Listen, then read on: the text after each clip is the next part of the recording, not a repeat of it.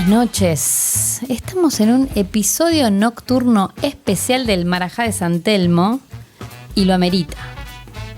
¿Cómo andas, Ezequiel? Amerita la birra. Amerita la birra, amerita el frío, la lluvia, la bruma. Es la hora de las brujas. Así parece. ¿Cómo andas, Agustina? Yo estoy bien, un poco aterrada. Sí. Jejeje. La verdad que... Por las circunstancias, las circunstancias técnicas. Las circunstancias técnicas que son las que nos están rodeando. Pero también porque estamos en contexto del Festival Nieve Roja que se está dando del 12 al 15 de junio en el Bolsón. La celebración de las brujas. Así es, un saludo a Matías Balestreri, que nos dio esta oportunidad. Sí, y nos dio un contacto un contacto muy directo acá con quien vamos a hablar hoy. Clave, una exégeta, diría yo. Vamos a hablar de miedo. Una taxónoma. ¿Vamos a hablar de miedo? ¿A vos te da miedo todo esto? Un poquito. A mí me da curiosidad. Sí, y por como estuve investigando, se van a abrir muchos mundos a la vez. ¿Sabes que cuando pensábamos en este episodio, en el festival y qué sé yo, a mí siempre se me viene a la mente una cosa que no tiene nada que ver con esto, pero sí tiene que ver, el hecho de ser la cuarta hija de una familia, ¿sí? Es como que, viste, mucha pelota no te dan. Entonces, si bien sos la más mimada, pero como que no es que están encima, chequeando qué estás haciendo y si está bien el contenido que estás mirando. Y yo miraba mucha tele de chiquita, y una de las películas que me acuerdo haber visto, siendo bastante chica, en función privada, Canal 7, ATC, era en ese momento, perdón, ATC, fue Freaks, del 39, ¿es? ¿1939? Ahí asienten. Desde 32. Ah, 32. Perdón. Bueno, es que es una enciclopedia. No sabía si mi pie era bruja, birra, y bueno, nada, salté con el número. Pero te sumás a todas. No. Freaks, sí, turbio, raro, viejo, mudo. No, mudo no, pero... No es mudo, blanco y negro, son criaturas extrañas. De circo, ¿no? Un circo que Fenómenos. Supuestamente hace reír, pero es una tragedia esa película. Fue como mi inicio, pero tampoco, o sea, la verdad que me falta mucho conocimiento. Esperemos que la invitada de hoy nos desasne. Sí, hoy la gracia es un poco hablar de cine bizarro, ¿no? Cine de terror, porque a veces hablamos de terror, pero nos olvidamos de todo un mundo del terror más a los bordes, ¿no? De lo canónico, donde, o sea, de un lado podemos poner al Exorcista, pero del otro lado podemos poner a Malvinator. ¿Vos? Esa es tu especialidad. Además de ser mi especialidad, es una película con la que yo tengo una experiencia cinematográfica muy fuerte, porque yo la vi en el Buenos Aires Rojo Sangre. Llena, en el día de su estreno, llena de motoqueros drogados y a los gritos, puteando se debe ver. Puteando a su director, que estaba frente a la pantalla, para contarnos una historia sobre la guerra de Malvinas y una combinación entre la guerra de Vietnam, Terminator y una barrabasada de cosas que es hermosa de ver. Así que... Y allí acá me asiente. ¿La viste? Estuve en esa proyección o en alguna de esas proyecciones, y lo lindo de este tipo de cine es que invita a que el público rompa la solemnidad de la sala, se cae de risa. Te podés ligar un botellazo, eventualmente una latita vacía que vuela, pero está bueno eso, como la experiencia 4D, de verdad, no la del cine de cadena que te tiran con un rociador. Esta es una experiencia comunitaria que compartís un momento buenísimo con un montón de gente que después no volvés a ver. Y es re loco. A la que tenemos ganas de volver a ver seguramente en el futuro va a ser a Ashi Tursi. Ashi es diseñadora de imagen y sonido de la UBA. Dirigió ¿Quién mató al mayordomo? Chevisaurios, la película. Ya con esos nombres, esos títulos hay mucho para hablar. Y está girando por el país y por el mundo con Bizarrofilia, su última película, un documental sobre como una especie de historia del cine bizarro en la Argentina, ¿no? Que se está presentando en Nieve Roja en este preciso fin de semana. Además es redactora, ella es multifunción, tiene una cantidad de aristas importantísima, es redactora y se metió en la radio, alerta spoiler, la previa cinéfila, Cine Droga, se metió en podcast, Cinefobia, Aterra y escribió libros. Un libro de cuentos que se llama Septemsomnia y Vestigios de Plata, que también es de cuentos. Vestigios de Plata es de cuentos. Bien, 2 libros de cuentos y un libro que para mí lo quiero ya. Yo lo quiero ya también. No lo compré en la preventa, pero lo quiero ya. Insólito y fantástico, el otro cine argentino. Un recorrido por 900 películas más o menos del cine de terror, fantástico, ciencia ficción, bizarro, de todos los géneros de Argentina, ¿no? Una especie de gran recorrido de la historia argentina. Un mapeo, dice ella, y como yo digo una enciclopedia, por eso digo que es una taxónoma, una clasificación, supongo que habrá. Yo pensé en taxidermia, pensé en el Aura, en Darín, pensé. Comiendo empanadas y disecando un zorro. Allí, gracias por venir al Marajá de San Telmo. Desde la virtualidad. Gracias a ustedes, y creo que todo eso que han nombrado tiene una explicación, que es la ansiedad, hacer cosas y hacer, y cuando te querés acordar es una cosa que en todo lo que me meto yo y en lo que se meten muchos colegas, como no sé, directores como Pablo Parés o Pablo Marini, el director de Malvinator, son proyectos muy largos. No sé, justo las últimas películas que hizo Parés, de Marisa y Homós o Doctor Cerebro, le llevaron pocos años, pero él ha tenido, o sea, el proyecto de Daemonium, le llevó 6 años. Son proyectos largos y ellos tienen la paciencia de enfocarse en una cosa a la vez y yo no. Entonces yo cuando estoy terminando uno, empiezo otro, es como que le tengo mucho miedo al vacío. Pero está bueno esto de ir haciendo, de ir investigando y demás, porque vas conociendo un montón de gente que con menor o mayor nivel de neurosis están en la misma. Entonces está bueno, hay que tratar de quedarse con lo positivo un poco. Peloteando alguna peli más, para no olvidarme. Sí. Yo me acordaba, es una peli que no vi, pero que ya el póster en sí me invita a verla. Rubber, sobre un neumático que mata gente. Una película francesa, ¿no? Un neumático que actúa mejor que Sebastián Estebanés. Bueno, pero no estás diciendo mucho. No era tan difícil, perdón. Tengo que subir la vara un poco más. Actúa mejor que... que Will Smith. En este tipo de rarezas, justo trajiste una película muy buena relacionada con lo bizarro. Porque hay veces que está interesante salirse de la norma y del mainstream y de buscar algo más en los márgenes, porque esa película es muy buena para entender cómo se puede componer lo actoral con un objeto que no actúa, porque la rueda a lo sumo vibra, pero cómo está puesta la iluminación, los objetos alrededor, el raccord de las personas que están reaccionando. Aprendés para mí mucho más con esa película si tenés la ficha puesta en aprender, ¿no? Si estás seteado en quiero entender sobre la puesta en escena, que quizás en una película clásica, no sé, de Hitchcock, por decirte de alguna manera, porque están haciendo actuar algo que no actúa. Sí, el cine de género generalmente tiene un alma punk independiente, ¿no? Ya sea acá, Robert Rodríguez... O el que sea en todo el lugar del mundo, ¿no? Y eso es muy maravilloso, por eso los festivales también del cine de terror abrazan a toda esta serie de fenómenos que van a mostrarse, ¿no? Y van a mostrar lo que hacen con amor, con pasión, desde un espíritu de, con 2 mangos tratamos de aprender, hacemos esta cosa, y bueno, y toda la historia del cine independiente de género argentino con Farsa y todos esos muchachos han hecho una escuela de cómo se hacen las películas. Tal cual, es entender que el cine, todos lo amamos, pero el cine es una mentira. Esa casa no es la casa del personaje, es la casa del director de arte que les dejó ir a grabar ese fin de semana. Y ese pantalón no lo fue a comprar el personaje a un outlet, era un pantalón que sobró de otra película.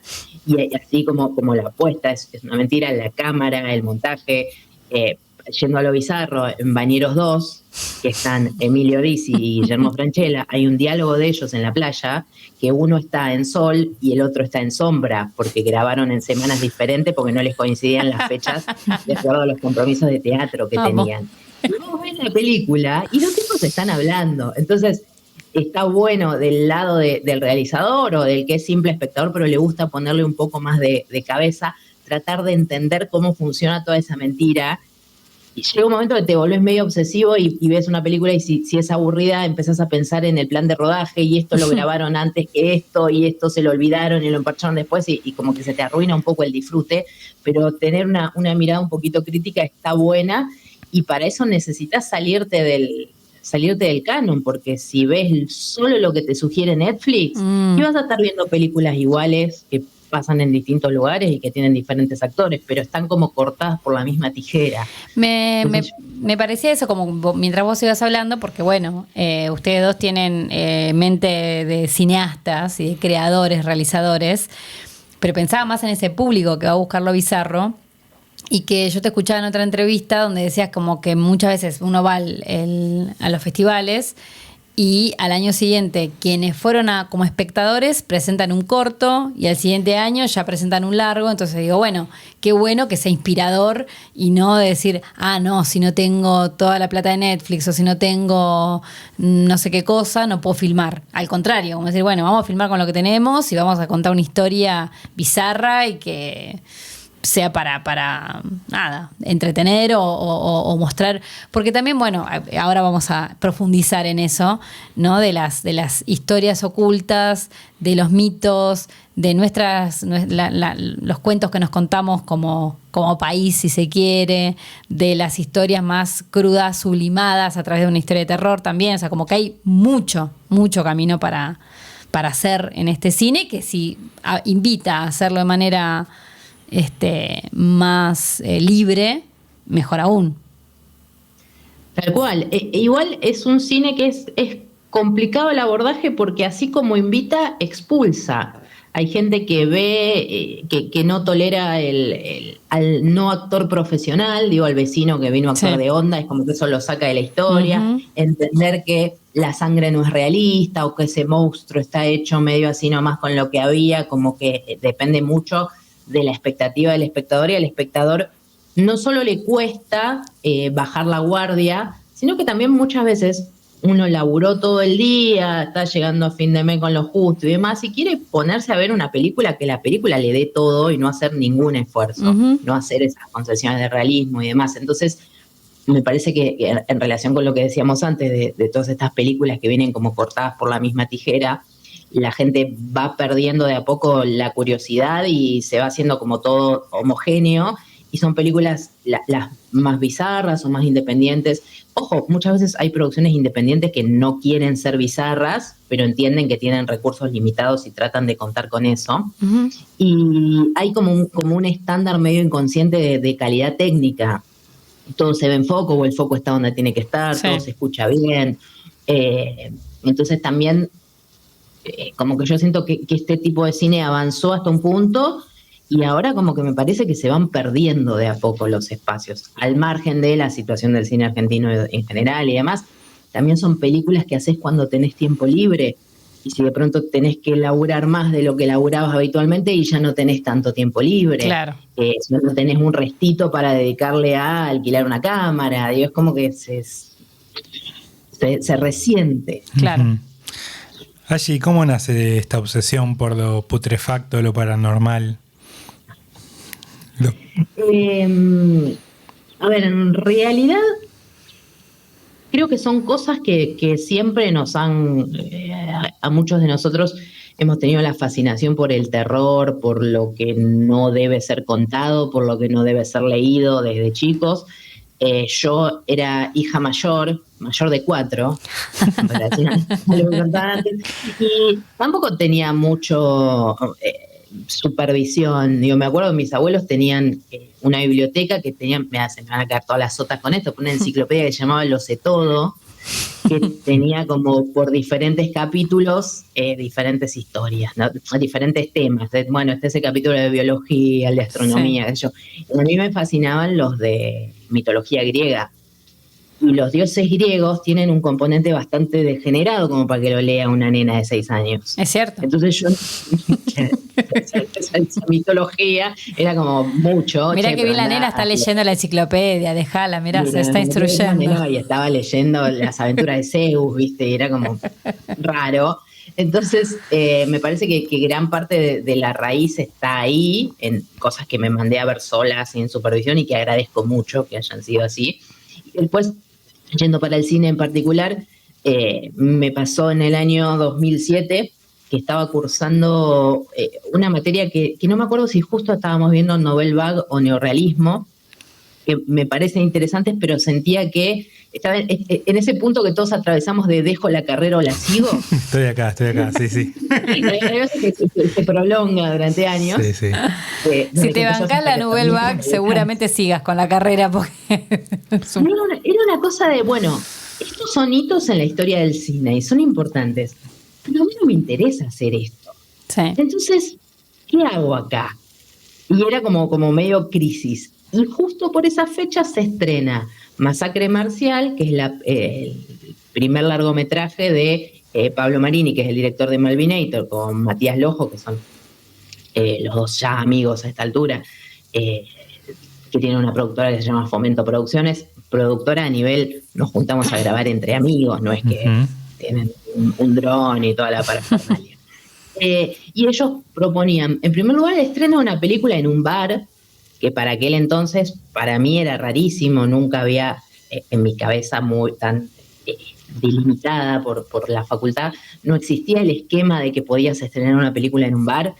Era bueno, tenés que ir con la carpeta al Inca y que te den una sala y hacer la copia en 35 y qué sé yo.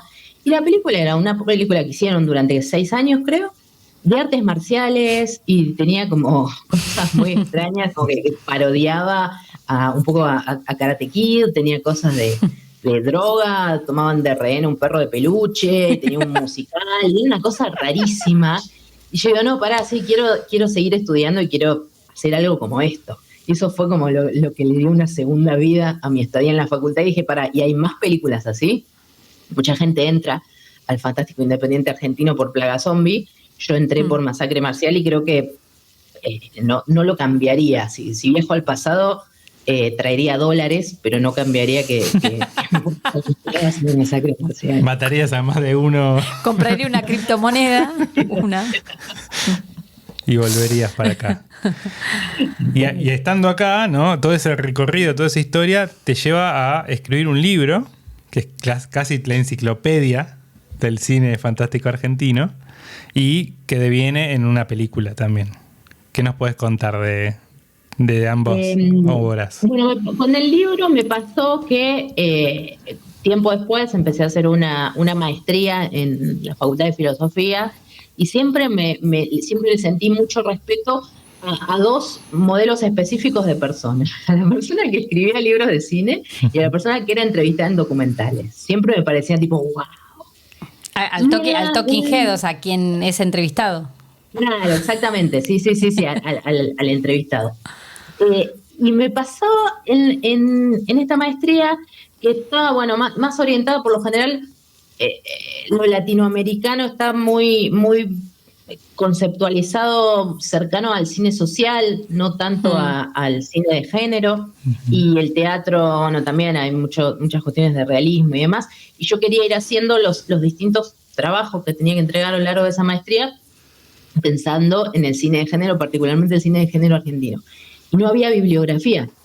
Y yo decía, bueno, o sea, hay 3 libros, 4 libros, y después artículos de revista y demás, pero costaba mucho decir, bueno, voy a hablar sobre el cine de vampiros argentino, ok, ¿y de dónde sacás este listado de películas? No, lo armé yo. No, pero tenés que citar una fuente de dónde lo estás sacando, y qué sé yo, IMDb.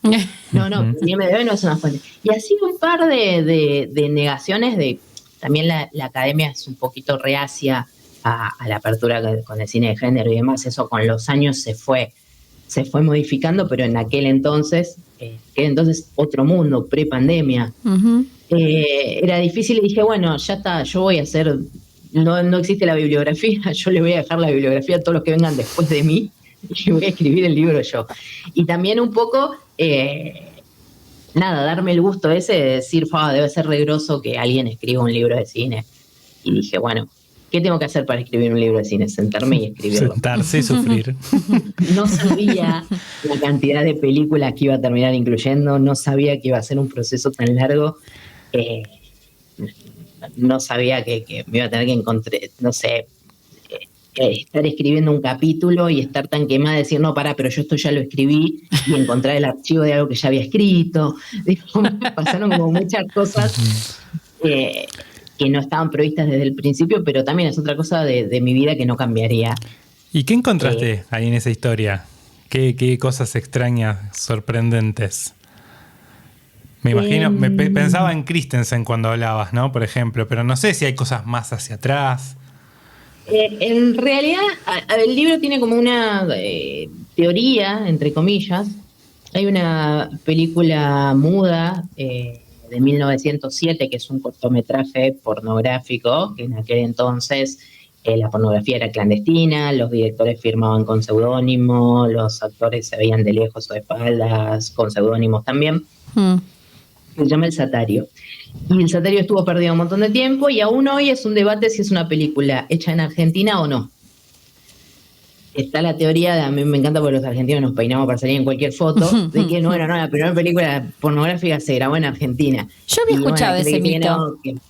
Hay gente que dice que no, que es en Francia y demás. El tema es que como en aquel entonces, para identificar cuál era la casa productora que había producido, valga la redundancia, esa película, dejaban como pequeños easter eggs dentro del encuadre. No sé, es muy conocida la productora de Pathé, que su logo es un gallito, entonces por ahí en algún momento random de la película ves sobreimpreso el gallito. El tema es que la pornografía, al ser clandestina, nadie iba a dejar su huella. Claro. Era ahí que te mandan a espiar y tocar el timbre. Y en esta película aparece un fauno y unas ninfas, que son criaturas fantásticas. Para mí, en el caso de que esa película sea argentina, sería la primera película fantástica argentina, con lo cual la primera es de 1907. Wow. El nuevo cortometraje, ¿no? Y después encontré que más en la década del 50 se hacían una serie de comedias que se pueden catalogar como comedias religiosas. Pasaban cosas fantásticas, pero esas cosas fantásticas pasaban por obra de Dios, porque aparecía un ángel, porque los personajes morían y iban al cielo, y desde el cielo manejaban una máquina para modificar el clima, y un montón de cosas que hoy los podemos encuadrar como fantásticos. Pero yo no sé si en la década del 50 la gente no pensaba que en efecto caminaba por la calle y el ángel de la guarda le caminaba literalmente atrás. Yo creo que es algo que mi abuela hubiera pensado.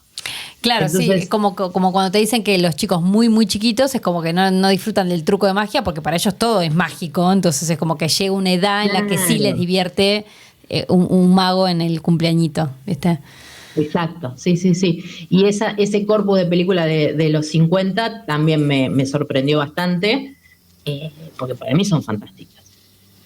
Si vos lo decís, sos la autora. O sea, ahora todo inició con tu bibliografía. De ahora más van a decir, según Angie Tursi. Ella corta el bacalao. Claro, ella. Esto es fantástico. Y te están citando en la maestría de no sé qué cosa, en no sé dónde. Claro. En Flaxo. Sí, yo pensaba en la gente que nos está escuchando, mi mamá, ¿no? Que dice, ¿qué carajo están hablando? ¿Cómo definirías lo fantástico para vos? Lo fantástico es, vos tenés una existencia normal, una cotidianeidad y demás, y aparece algo que rompe con esa cotidianeidad que no podés explicar mediante la razón, ni mediante la ciencia, pues si lo podés explicar mediante la ciencia es ciencia ficción. Para mí lo fantástico es eso, el orden de lo sobrenatural e inexplicable. Me suena así como en otras épocas por ahí estaba el pensamiento religioso, el pensamiento mágico, porque estaba más implicado en la explicación de la gente. Bueno, igual hay situaciones en Argentina que por ahí solo se pueden explicar a través de lo fantástico, que son reales, ¿no? Que las estamos viviendo cotidianamente. Pero bueno, también pensaba en esto, en cómo ir cruzando esos límites, ¿no? del cine fantástico, cuando ya se vieron muchas cosas, pero bueno, o sea, me parece que es infinito igual, ¿no? Como si antes la llegada a la luna, el viaje al espacio, bueno, me parece que eso es ciencia ficción, pero digo, ese tipo de situaciones resultaban como curiosas para la humanidad, que hoy ya que se lograron ciertos avances, ciertas cosas, bueno, ¿dónde está la curiosidad? Por ahí es volver a estos mitos que vos decías, o volver a nuestros mitos más locales, como ¿cuáles mencionabas vos hoy? Ese mitos locales. Está el alma mula, sí, en el norte. Acá tenemos el capa negra, no sé si escuchaste hablar. El cuero, el nahuelito. El capa negra es un fantasma en el catedral, que dicen que es un esquiador con capa negra que murió que se le aparece a los patrulleros, en realidad. Cuando están pisando pistas a la noche, le estoy regalando gratis. No, de material. El material, sí, me estoy quemando. Que te llamen para hacer la cámara, por lo menos. No, es un fantasma que se le aparece a los pisapistas y patrulleros por la noche. Entonces es bastante jodido. Escuché hablar de buena fuente, mano a mano, sobre La Llorona o La Novia, que también es una chica que llora en el catedral. Bastante creepy todo esto. Y después tenemos nuestros clásicos como el Nahuelito, los duendes, el cuero. Yo pensaba, si Mariana Enríquez hoy puso en boga el terror del litoral y el terror porteño, en tu investigación, ¿hacia dónde te trajo? ¿Hacia la Patagonia, lo fantástico? De la Patagonia están los chicos de una cooperativa que se llama La Cosa, que no me acuerdo si son de Chubut o Santa Cruz, que ellos han hecho un par de largometrajes, algunos yéndose para el fantástico más religioso, tipo la vida después de la muerte y demás, pero tienen una peli que es como de una especie de pie grande, como un found footage de un pie grande que pasa ahí en el sur. Y después también está, no me acuerdo ahora quién la hizo, hay una que también es que tiene que ver con los Patagones. De todos modos, lo más cercano al cine de género que puede rastrear de la Patagonia se acerca como un poquito más al western. No, bien. Está bien, porque siempre decimos que da mucho para el western, toda la Patagonia. Sí, tenés Forajido de la Patagonia, claro. Y hay un par más que van más por ese lado. Quizás con Cuando acecha la maldad, que se va más para el campo y deja de ser películas de porteños grabados en Buenos Aires, tuve la esperanza de que empezaran a aparecer más. Lo que pasa es que, como son pelis justamente que tardan tanto, ese viento de cola de Cuando acecha lo vamos a ver recién el año que viene o el próximo. Sí hay, que yo no abordé, tantísima producción de cortometrajes.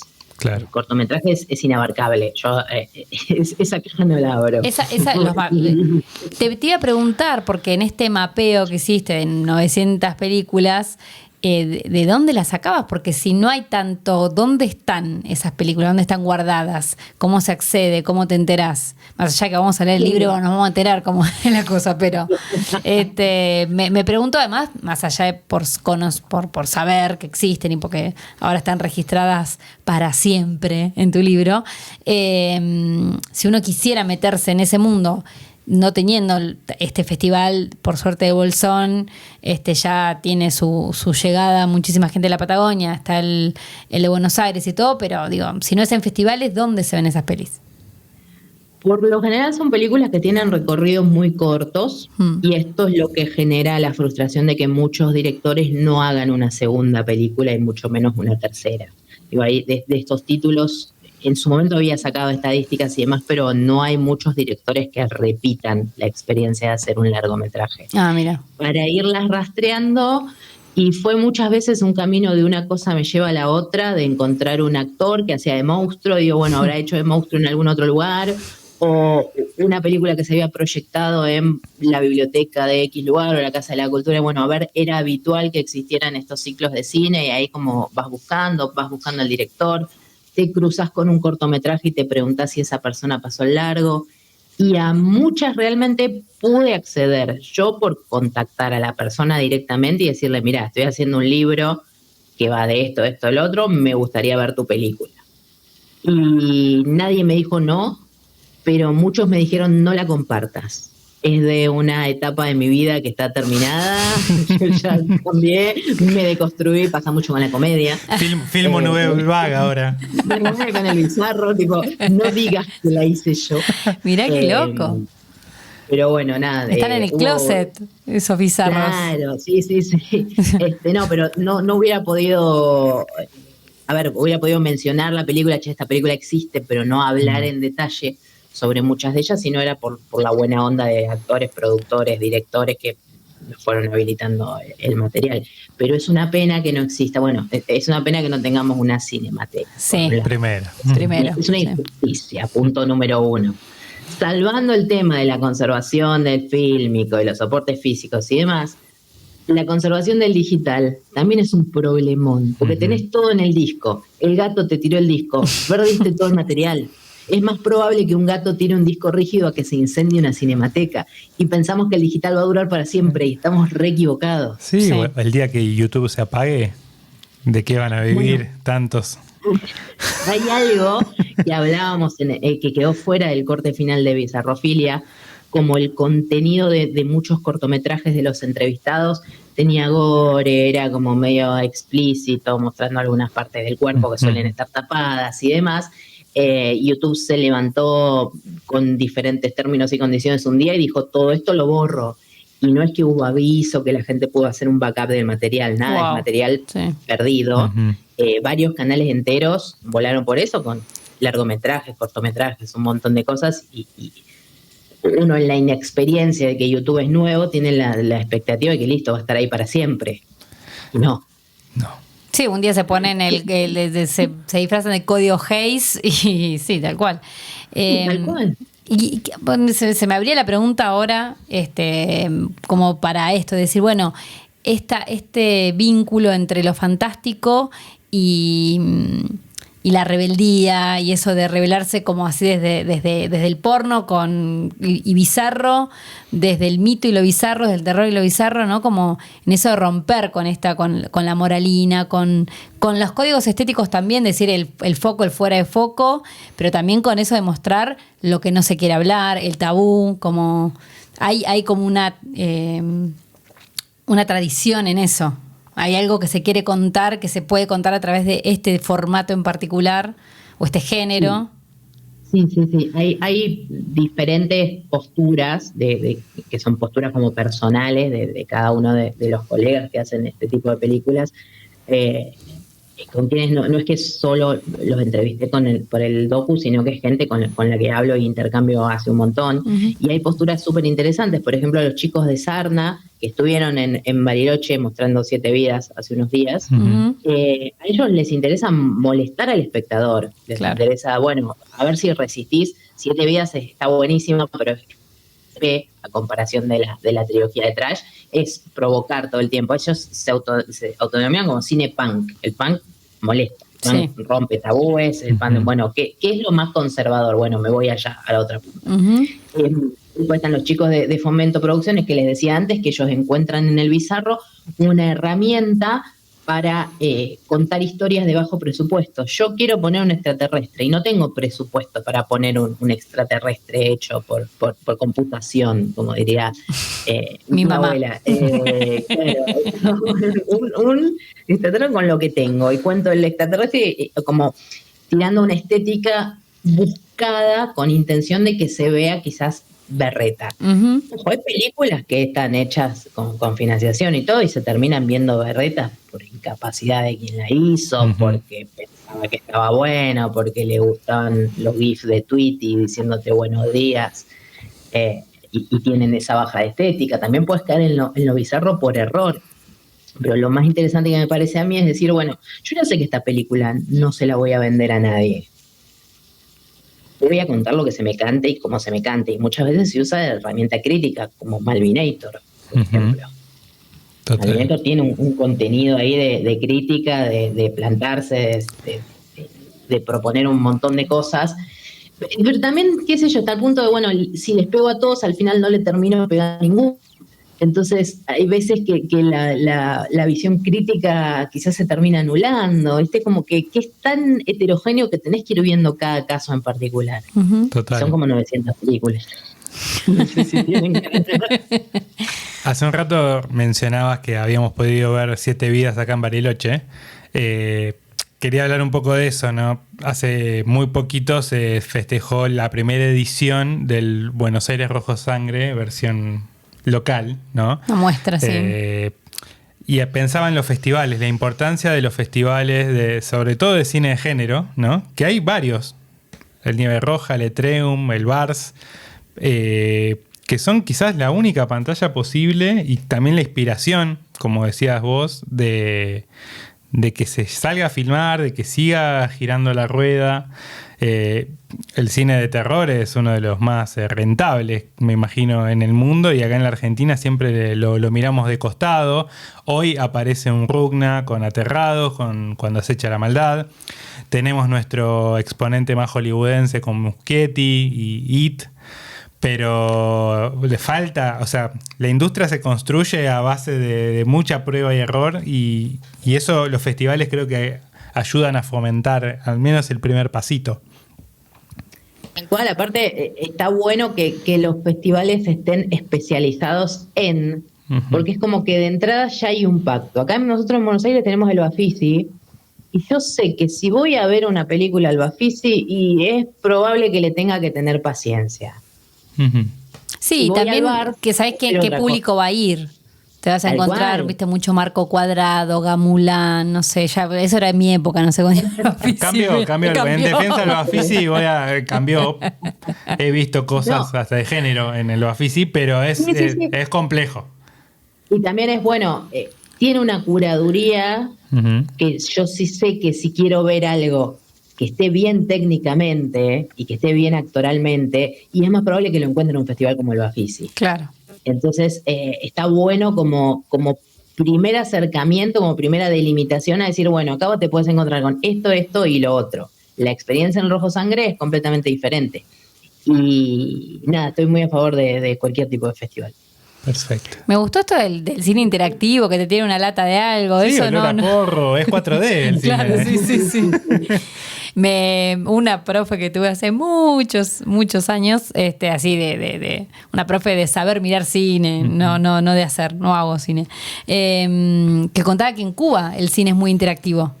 Como que es muy, o por lo menos en esa época, estoy hablando del año 2000, la gente se paraba y no, ¿cómo vas a hacer eso? Que no sé qué, que bla, bla, bla, ¿viste? Y todos opinaban ahí en voz alta y es tipo, bueno, tenés que venir al cine a verlo así, ¿viste? ¿Qué sé yo? Hablando del Vars, no quiero ser autorreferencial, pero yo gané un premio en el Vars.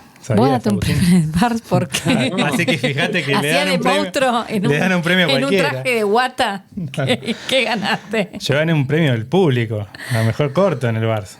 Cosa que me llevo el espaldarazo de todos esos dementes que van a ver. Mirate vos. Bien. Es el voto que vale, porque vos no hacés película para un jurado, hacés película para la gente. Ay, ella te elogia y no estás en el libro ahí. No estás en el libro. Paso el chivo, viñeta pendiente, debe andar en Vimeo por ahí perdido. Si ya te vamos a entrevistar a vos. Si no me lo bajaron, no hace más falta. Ya hablé de mi libro, ya hablé de esto, listo, puedo cerrar el podcast en paz.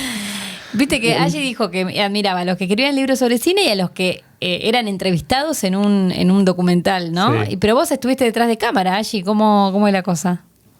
Bien, en el ahí docu, viene. Bizarrofilia. Antes de hacer Bizarrofilia, a mí me llamaron como entrevistada en otra película maldita, que es un documental sobre el cine de terror. O sea que cumpliste tus 2 sueños, digamos, ¿no? Sí, ya me puedo jubilar. Lástima que el sistema opina lo contrario. Y ahí como que con ese docu entendí la importancia de este tipo de documentales enciclopédicos como para que la gente se acerque al cine. Mucha gente que después de ver otra película maldita me empezó a contactar, a consultarme si sabía dónde se podía ver alguna película X. ¿Te acordás esta que aparece al minuto 4 que hay una chica rubia? ¿Qué película es? Entonces ahí dije, pará, entonces si vos te acercás de esa forma al espectador le interesa. Y a la vez tenía ganas de grabar algo que no me llevara 5 o 6 años. Entonces, ahí con Bruno, que es mi novio, que es productor ejecutivo de la peli, pensamos, bueno, ¿qué esquema de producción se puede armar que podamos costear nosotros, porque no hubo financiación externa, y que pueda ser efectivo y que salga en un plazo de 1 año? Wow, y ahí rapidito. Se sumaron los chicos de... Sí.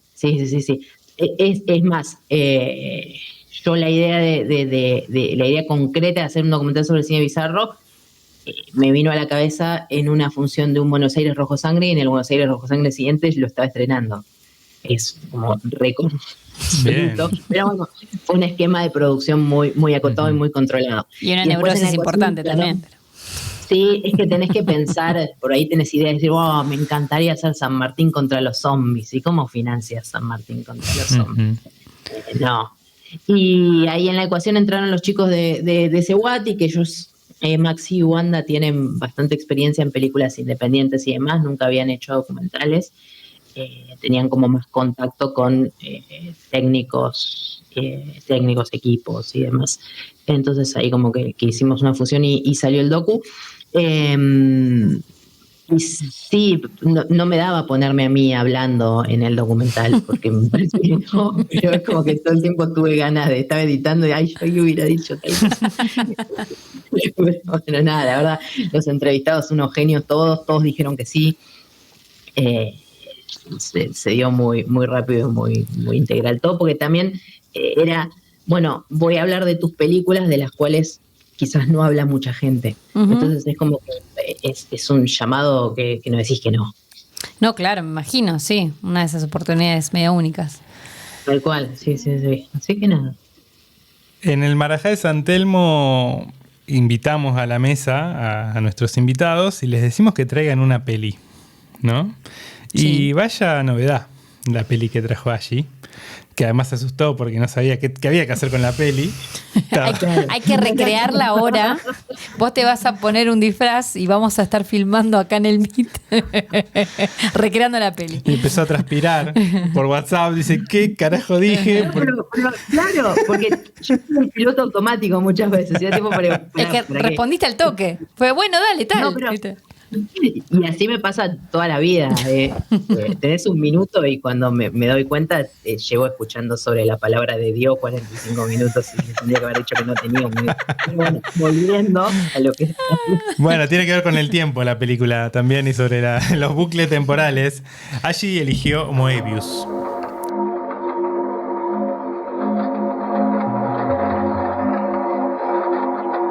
Esto sucedió en las entrañas de Buenos Aires, un 4 de marzo.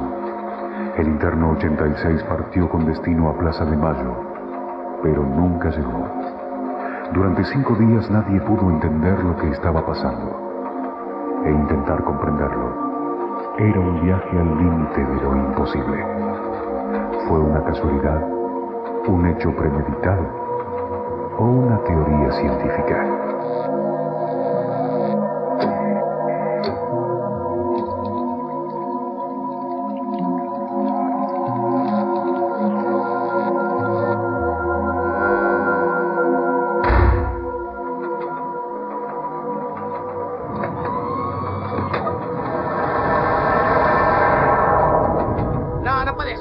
¿Estás seguro de lo que está diciendo? ¿Que se perdió qué?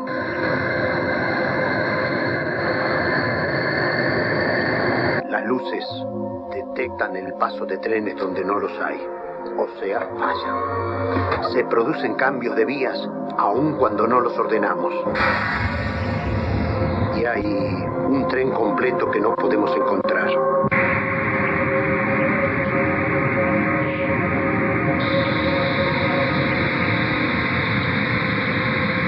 ¿Lo vieron? Podría ser que los vagones se hubieran desenganchado. ¡No! ¡Pasó por aquí abajo!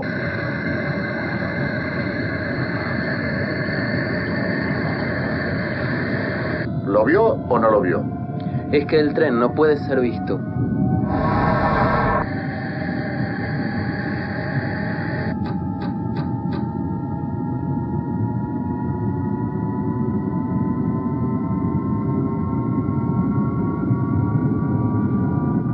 Esta vez lo tenemos. Película argentina, hecha en Buenos Aires, estrenada en 1996, dirigida por Gustavo Mosquera. Una película filmada en el subte de Buenos Aires. Ahora te voy a preguntar si es la única película filmada en subtes. La historia de un tren entero que desaparece y que anda fantasmaneando por la red de subtes. En círculo. En círculo, y tienen vídeo a toda los trabajadores del subte, porque en cualquier momento se pueden topar con un tren que no saben de dónde viene, ¿no? ¿Por qué Moebius? Porque casualmente Moebius es una película que casi se pierde, también tiene como una historia medio trágica en el sentido de su materialidad. Y hace un año o dos se estrenó en YouTube una versión remasterizada en 4K, que fue una reconstrucción que se hizo desde cintas VHS, que algunas se compraron afuera como para lograr encontrar cuál es el color exacto que había querido el director y demás. Y esa remasterización le hizo un amigo que se llama Ariel Casos Bello, que Ariel está trabajando actualmente, que ya terminó de hecho, una remasterización del material de Jorge Carlos García, que es como un eslabón perdido en el cine de terror argentino, que hacían mediometrajes en 8 milímetros y llegó a hacer alguno en 16 de la década del 70 en adelante. Entonces, cuando me lo preguntaste, justo estaba hablando con Ariel, coordinando la función donde vamos a proyectar este material en el Museo del Cine, que va a ser la primera vez que se proyecta el material después de, estimamos, 18 años sin proyecciones públicas. Wow. Y cuando me dijiste una película argentina, dije, bueno, las de García, pero después me dijiste que sea fácil de conseguir. Y dije, tipo, ok, no sé, esperando la carroza. Y bueno, justo estaba con Ariel y dije, bueno, Moebius. Es que está bien, porque justamente como la premisa que nosotros la tenemos que poder ver también a la peli, y bueno, justamente está el problema del acceso. Y tal cual, está en YouTube y se ve muy bien, se escucha bien. Uh-huh. Este podcast nació gracias a la piratería, casualmente se llama El Marajá de San Telmo, y nació en el intercambio de links y en el pirateo con Agustina de, che, ¿dónde está tal cosa? Y justamente el cine argentino fue lo que nos convocó a, che, ¿dónde está tal? Que está en el festival ahora, ¿no? Y que quizás en un año estaba en Netflix, pero en ese momento parecía, yo me acuerdo que estuve rastreando un montón a Alemania. Uy, sí. Viste, desesperado buscando gente que conocía de algún festival, che, ¿tenés un link de Alemania? ¿Dónde puedo? Y después vino al FAB, por suerte, al Vino Festival al FAB, Audiovisual no la pude ver y bueno, tuve que esperar a HBO, pero tal vez el destino de una película depende de ser comprada por una plataforma, y si no, como dijiste, tiene poca vida. Y también nos pasa bastante en Bariloche, porque bueno, por ahí allá, qué sé yo, el Centro Cultural, el Museo del Cine, el no sé qué, como se juntan en un café y como que se generan más esas proyecciones. Y a mí también me pasa que sigo una peli o un director, una directora en redes, y entonces vos como que, ay, le pones like a todo lo que va haciendo, dale, qué bueno, está avanzando la peli, y después no la podés ver. Pero bueno, buenísimo lo de Moebius, que esté disponible para tu Lemón. Igual, hay un periodo que es medio ingrato en la vida de las películas, que es desde que se empieza a ver festivales hasta que vos como director tenés la potestad de decir, toma, la subo a YouTube, mirala. Ese momento muchas veces no llega. Claro. Que son como, no sé, un año entre que se empieza a ver hasta que finalmente películas subí, o sea, lo tocaste y ya está, la subiste a internet, a Cinear, a HBO, donde se listo, ya está, ya la piratearon. No existe una plataforma segura. Sí. Pero sí es cierto que ese periodo, y lo que pasa es que te olvidas de la película. Sí. Porque la venías siguiendo, está en tal festival, en tal lugar, y después de pronto le perdés el rastro. La verdad que sí. Y el problema para mí es muchas películas que ya no tienen posibilidad de venta, porque, por ejemplo, este material de Jorge García que estamos laburando ahora, no va a venir Netflix a decir, che, compro eso, porque se aleja mucho del estándar que ellos manejan y lo que quieran. Que todo ese material que ya no está libre de derechos, porque los quienes lo hicieron, los dueños de los derechos, los herederos y demás viven, pero ya deja de ser rentable. Claro. Entonces, subíla a YouTube.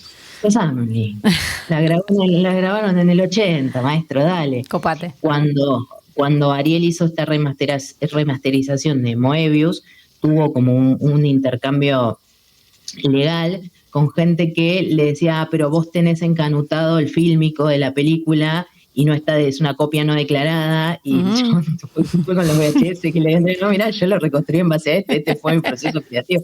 Entonces, pero el derecho no es del director, del productor, hay los derechos, si no me equivoco, de la obra de Papo, los compró Corcho Rodríguez, el ex marido de Susana. Si vos querés poner un tema de Papo, que ahora no me acuerdo exactamente si es Papo o un similar, no tenés que hablar siquiera con un familiar de él, tenés que ir a hablar, golpearle la puerta al ex marido de Susana Jiménez, muy bien. a ver si te autoriza a poner el tema. Entonces, el derecho. Eso es muy gracioso. Pero bueno, todo lo que se pueda piratear y no haga daño. Yo estoy muy de acuerdo, estamos muy de acuerdo acá, y que no haga daño tal cual, y me parece que ese tema, de alguna manera medio bizarra justamente, la peli habla de sí misma en ese sentido, ¿no? Como en ese, porque hay algo perdido ahí adentro, en ese subte que desaparece, pero que está en otro plano. Sí. Y hay un profesor que también está ahí olvidado, con pasajeros también, que desaparecen, y entonces hay que ir a buscarlo como dentro de una ecuación.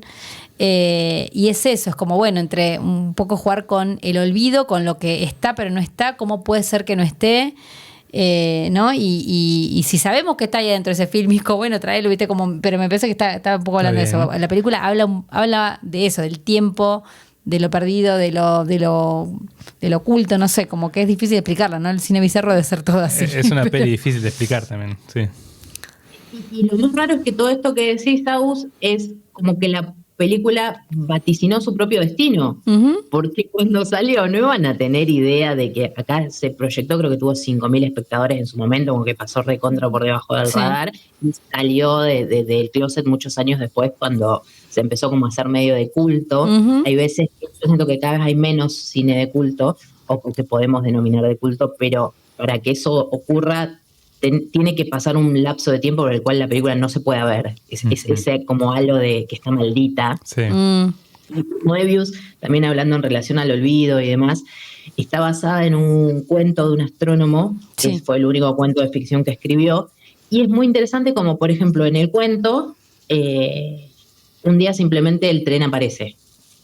La gente sale del vagón como si nada hubiera sucedido, toda la gente que estaba afuera buscándolos y demás se reencontró con sus familiares para los que habían pasado 10 minutos. Sí. Y acá aparece vacío, y hay como una tendencia a tratar siempre de ocultar lo que pasó. Como siendo argentinos y partiendo de Argentina, podés pensarlo como una metáfora sobre la dictadura. La gente que desaparece, de la que nadie quiere hablar, y yo en algún momento tuve la oportunidad de verla junto con Mosquera y con Franco Buratini, que es especialista en efectos, para un proyecto que finalmente nunca salió, pero el proyecto era ver la película junto al director y grabar, no era en podcast, era en video. Lamento no tener ese material porque Mosquera, la verdad, habla de cosas interesantísimas, y él dice que ese sentido medio se fue construyendo inconsciente, y que en algún momento se dieron cuenta que hablaban de eso, y que decidieron ni rosquearlo mucho ni eliminarlo. Mirá. Como que la película sola había encontrado un balance. Viste, yo hoy en la previa le comentaba a Ezequiel esta teoría, o esto que yo también había visto, y me dice, yo no lo había enganchado por ese lado. Y yo, cuando está hablando, creo que es el personaje de Carnaghi, que dice, y si no sabe dónde está, usted se hubiera fijado a una familiar que está preguntando por una de las pasajeras, y te hubieras preocupado vos dónde estaba tu hija. Bueno, yo dije, listo, ya está hablando de esto, ¿de qué puede estar hablando? Pero bueno, ¿viste qué sé yo? No, es que yo estaba enganchado, o sea, como egresado de la FUC, yo ya había visto la película en alguna ripeo de VHS muy berreta, hasta que aparece esta copia por ahí, vamos a decir, maravillado por los planos, por la estética, por una película que es una isla en su momento, ¿no? En la década del 90, que aparezca una película así, unos encuadres espectaculares, movimientos de cámara súper precisos, sonido. Hay una cuestión actoral muy extraña en la película, porque eso no es que raro. son malos actores, es una decisión estética de cómo hablan, cómo se desenvuelven. Pareciera que está buscado, esa forma extraña, esa extrañeza que también te separa un poquito de la pantalla. Me gustaba a mí particularmente las primeras veces que vi Moebius el personaje de Carnegie. Es un tipo de cada 3 palabras te dice, soy el director general. Sí.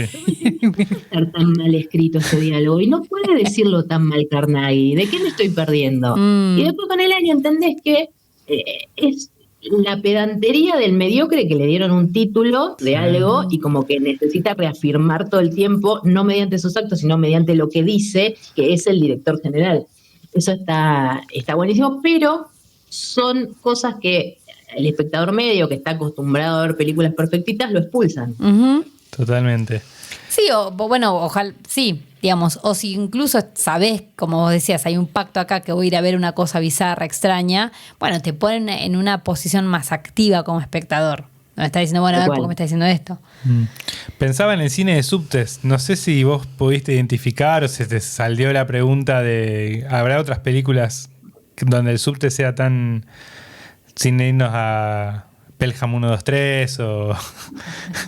Mira, en lo que es Argentina, el subte, por lo general, lo que se me viene a la mente ahora, siempre está encarado como lugar de tránsito, como lugar donde no te quedás, y eso le da como más fuerza a Moebius, que justamente se quedan atrapados ahí. Como que es otra acepción del subte. Hay muchas escenas del subte, no sé, la de comodines, Nueve Reinas, que son como escenas icónicas que pasan dentro del subte. Cierto, el subte de Nueve Reinas, claro.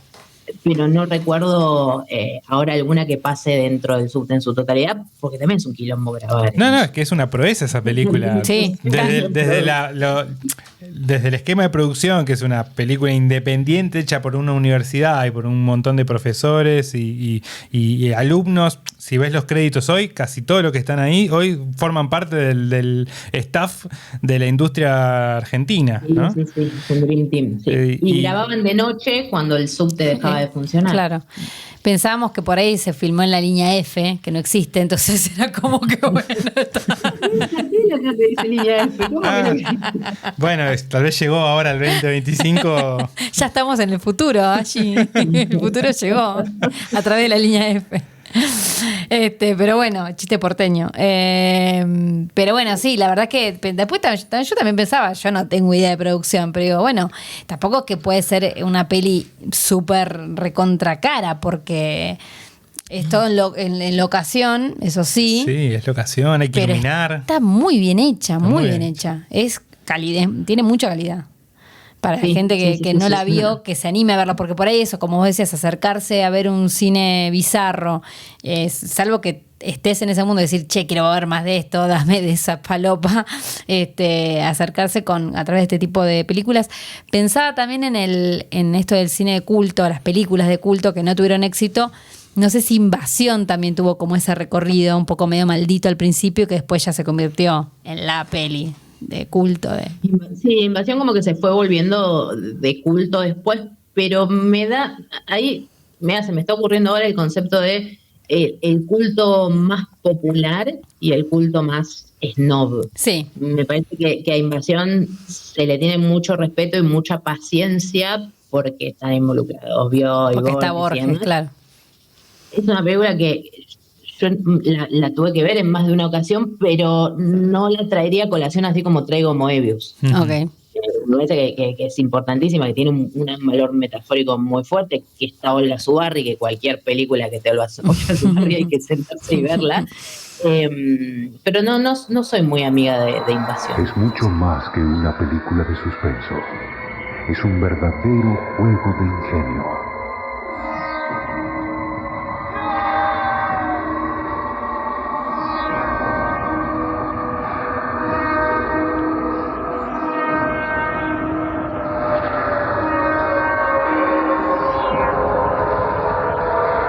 Es un viaje inesperado, con un final sorprendente. Moebius, un desafío a tu imaginación. En el Marajá hacemos un ping-pong con nuestros invitados, donde descubrimos un poco sus gustos cinéfilos, que ya hablamos un montón del cine de terror y de otras cosas. Y te quería preguntar, para empezar, una sala de cine que a vos te tengas guardadita ahí en el corazón. El Ambassador de Mar del Plata, es donde en el Festival de Mar del Plata se hacía la sección que se llamaba Hora Cero, Sí. que presentaba y curaba a Pablo Conde, que es un genio. Un prócer. Y de hecho, en el póster de Bizarrofilia, el cine que está es el Ambassador. No dice Ambassador porque robaba mucho la atención, pero el modelo de edificio que tomamos es ese. Bien. Ha aparecido Mar del Plata en Sí, algunas ocasiones. pero qué lindo, Sí. qué lindos cines, qué lindas salas que tienen. Allí, una película que te haga reír mucho.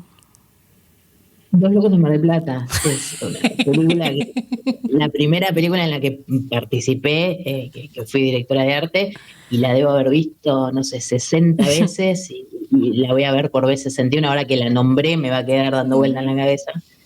Dijeron ping pong y yo me estoy... No, No, dale, sí, dale. se han extendido mucho más acá. Es la excusa para... No, es una película magnífica. Y una peli que te dé miedo, porque hablamos de lo bizarro y todo, pero quizás no hablamos del miedo en sí. Estuve 30 años sin ver ET, porque la había visto de chica y me destrozó. Y la volví a ver recién en un Bafisi, proyección al aire libre, y me da pánico. Y hay una que nunca termino de ver porque me perturba mucho, que es Bigoten, de Elias Mereje, algo así, creo que es el director, que es extranjera, que es todo como un found footage medio raro y perturbador. Y siempre he visto pedacitos picados, pero esa entera no. Vos sabés que T a mí me generaba también un terror parecido, no por no poder verla de nuevo, pero la escena de cuando se lo encuentra a T por primera vez en ese cobertizo afuera que lo ilumina con la linterna, sí, que hace un ruido nasal como así, eso me volvía loco. No. Y que entendiendo un poco más de cine y viéndola después, toda esa secuencia donde lo quieren capturar, lo capturan y demás, está grabada en un código de terror. Jurassic Park, cuando están los velociraptors en la cocina, como cine de terror. Entonces, cuando sos chico y algo te da miedo, es porque está construido para que te dé miedo. Seguramente, tal cual. ¿Y algo que te emocione, alguna peli que te emocione? ¿Que te haga llorar?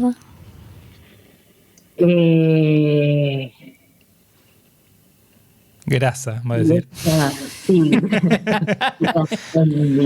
No, el año pasado se estrenó, por ejemplo, en el Buenos Aires Rojo Sangre, aquella noche que los dólares se fugaron, que es una peli que es comedia de viajes en el tiempo, que hicieron unos chicos de Rosario, y es un pibe que viaja al pasado a salvar un bolso con dólares.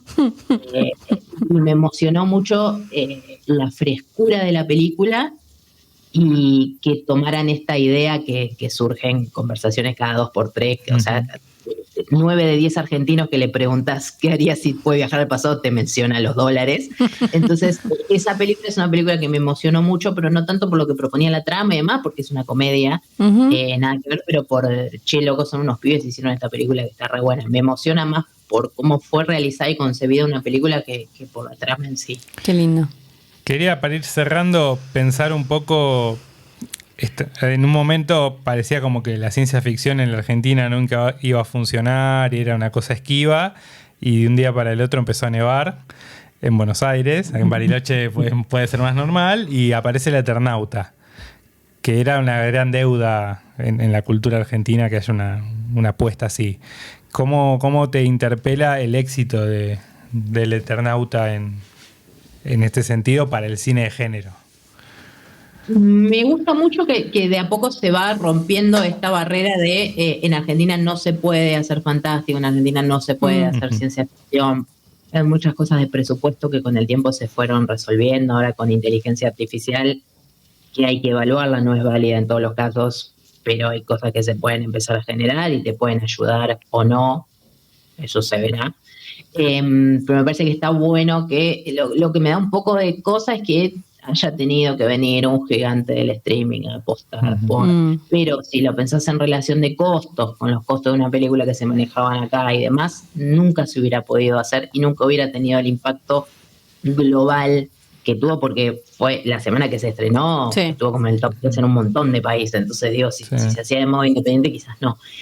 Lo que también me da un poco de miedo es como es ese tipo de producción. Justo los días posteriores intercepté varios posteos y contenido de películas relacionadas o otras obras de ciencia ficción, y quizás la gente va a ver con la expectativa de que tenga el mismo nivel de producción y vea 2 minutos y diga, no, cine argentino no veo nunca más porque esto es una persona. Entonces, creo que está buenísimo, pero me gustaría pensar y entender cómo hacer para que ese impacto llegue a otras producciones y no repela al espectador al encontrarse con algo de un presupuesto más chico. Claro, pues la idea de la ciencia ficción para la Argentina era los extraterrestres de Olmedo y Porcel, quizá. Tal cual. ¿No? Tal cual. Monguito y... Monguito, Glut. Pero bueno, nada, eso en ese momento estaba como incorporada a la ciencia ficción en las comedias y después desapareció. Sí. Entonces, pensar un poco qué pasó ahí. Digo, me encanta que exista El Eternauta, quiero que salga la segunda temporada y un montón de cosas que me quedé con ganas de ver por donde eligieron hacer el corte, pero todavía estoy pensando cómo termina de pegar en todo el resto de producciones que existen. Como derrama, ¿no? Exactamente. Allí, ya Ezequiel tuvo su momento de autorreferencia, te traigo la mía. ¿Cómo te llevas con el weird? Porque hay un libro de la revista 24 Cuadros que salió hace muy poquito y yo sé que tengo la sospecha que tenés un ejemplar. ¿O no te llegó todavía? No lo fui a buscar, ya lo tengo, todavía no lo fui a buscar. Pero me gusta, lo que más me intriga de ese libro es entender conceptualmente qué es lo que están planteando, porque puede tener que ver con el bizarro o no. Cuando a veces tomás una terminología de determinado arte y la utilizás o la utilizás para categorizar otra que tiene otros recursos, entender qué delimitan ellos. Por lo que pude ver en el índice son análisis de distintas películas. La verdad que la gente que escribe son muy capos. Sí, la verdad, como una tal Agustín Osorio que no sabemos quién la convocó, pero... Total. No, yo que escribí todavía me estoy preguntando qué es el cine weird, más o menos, pero bueno. También igual, ya estamos en un momento donde las categorizaciones ya empiezan a ser personales. Qué sé yo, no es una inteligencia artificial que clasifica todo perfecto. Sí. Esa subjetividad de la gente me parece que es más valorable en la medida que puedas argumentar y defender lo que estás postulando. Es una etiqueta muy amplia. Quiero ver qué recorte en la próxima. Dale, en la próxima esperamos tu devolución. Nos vamos a ver acá en Bariloche, me imagino. Sí, porque nos trajo los libros de allí, así que... Sí, y en el Bolsón, y esperamos que mucha gente esté asistiendo a este festival, que vayan a ver esta peli, que se metan en este tipo de cine más punk. Que salten al vacío, que no saben qué miércoles van a ver. Tal cual. Yo fui al Rojo Sangre a veces a ver cosas sin saber cómo iba a salir y salís impactado con olor a meo, porro y con algún botellazo en la cabeza. Explicarlo en tu casa, ¿no? ¿De dónde venís? No, fui al cine. No, pero bueno, y que es una oportunidad que no hay tantas oportunidades acá en la Patagonia, entonces bueno, más vale aprovecharlas, ir al cine, ir a ver en pantalla grande, ir a ver con otros. Con otros, creo que eso es lo más importante. 1978 solo en tu casa no es lo mismo que verla con otros. No, la vi así, te puedo asegurar que no es el mejor escenario. Gracias por sumarte a este aquelarre, que es el Maraje de San Telmo. Gracias al Festival Nieve Roja. Muchas gracias. Del 12 al 15 de junio.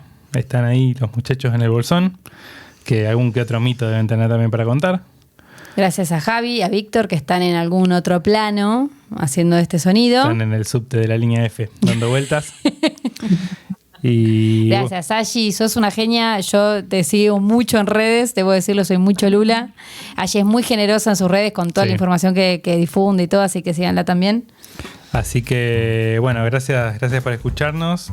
Cuidado al momento de apagar la luz. Miren qué hay abajo de la cama. Y, bueno, Ashi, gracias en serio por tu tiempo. Nos escuchamos la próxima. Nos escuchamos la próxima. Gracias, chao.